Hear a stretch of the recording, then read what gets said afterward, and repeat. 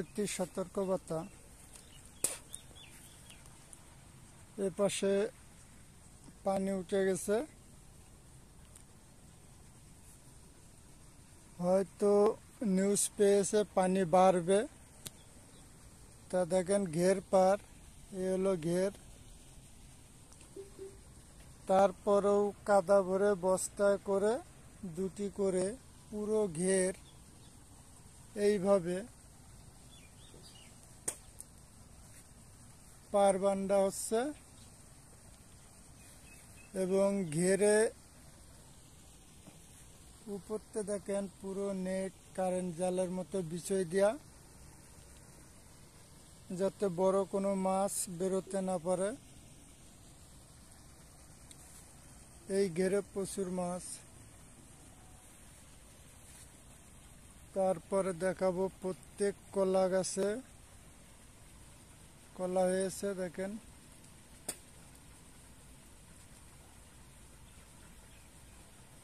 মাছ মারতে এসেছি 2টার সময়। এ হলো বড় পুকুরি মেশিন ঘর, হয়তো অনেকে চিনবেন না। আমদাঙ্গা বড় পুকুর যাকে বলে। এইভাবে মনে করেন প্রত্যেকটি পার বেঁধে রাখা হয়েছে, যাতে ভবিষ্যতে পানি বেড়ে মাছ বেরিয়ে যেতে না পারে।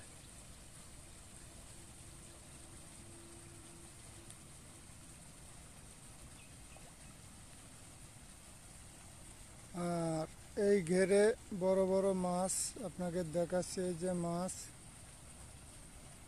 ভেসে বেড়াচ্ছে।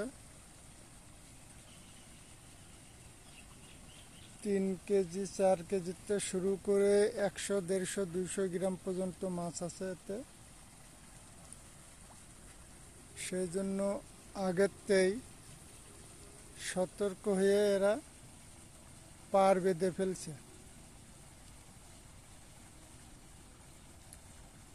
ও পাশেও ঘের, এদিকে সব ঘের। দানি বাই উত্তর, দক্ষিণ, পূব, পশ্চিম সব জায়গায় ঘের।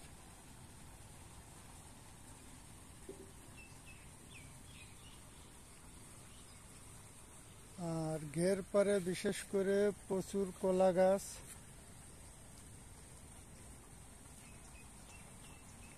প্রত্যেকটি গাছে কলা হয়েছে মাশাআল্লাহ। এই দেখেন, এরা 3-4 থর হওয়ার সাথেই মোচা কেটে দেয়, কেন তা জানি না। কলা গাছে ঠেকনো দেওয়া আছে।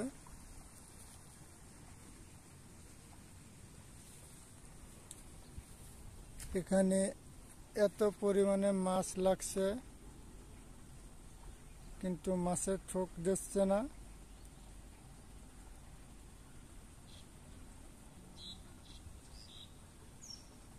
চার করে বসছি, কিন্তু মাছ লাগছে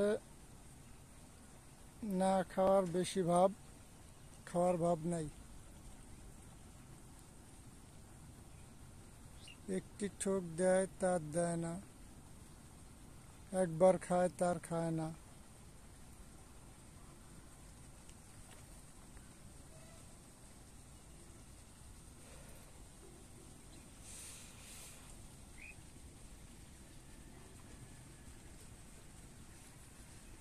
এপাশে সব ঘের, ঘের ছাড়া আর কিছুই নাই।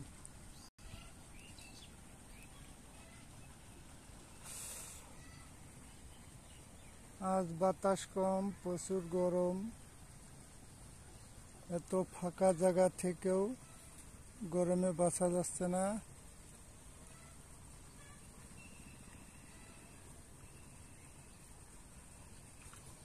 এই হলো দেখেন ঘের পার।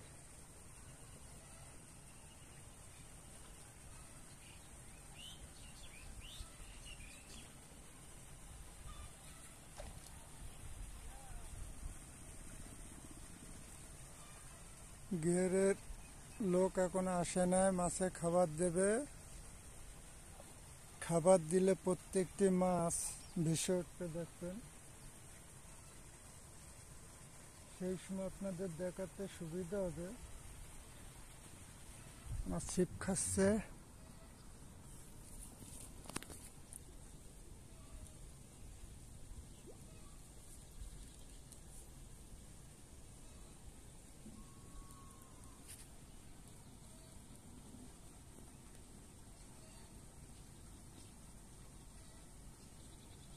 কি মাছে খাচ্ছে বলতে পারছি না।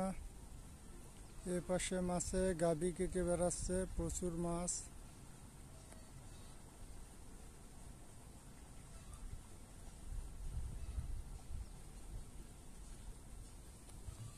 হয়তো আজ আমার কপালে মাছ নেই।